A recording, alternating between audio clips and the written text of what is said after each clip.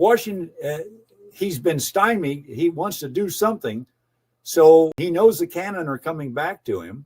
And when they do get there, he decides to propose an attack on Boston. But again, his officers are against it. Now, I would add that he's using a council of war with his officers. That's what he chose to do as commander-in-chief.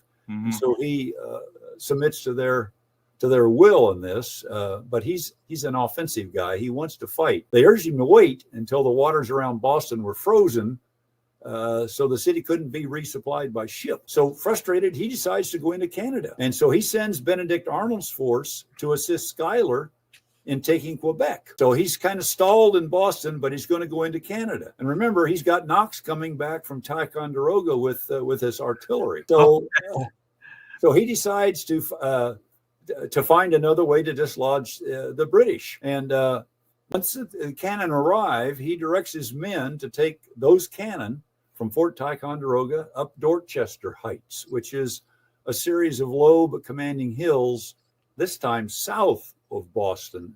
They overlook Boston and its harbor, but they're situated south, where Bunker Hill and Breeze Hill were north.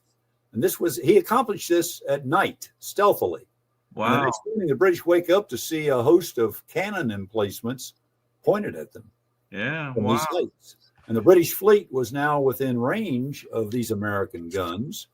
And so it's putting Howe now in imminent risk. Howe has taken over for Gage, and he's got the ground troops now, and he's prepared to send the troops up to Dorchester Heights to dislodge those guns, but a freak snowstorm prevents him from the assault. And so he's really in a trick. He's fearing a brutal bombardment, actually. So he decides just arbitrarily to leave Boston. He's been in the city now for almost, it'll be 8 years. So he sends intermediaries to deliver an unsigned paper that informs Washington that he's going to leave the city, but he's going to burn it to the ground if his troops aren't allowed to leave unmolested. So Washington never answers this dispatch.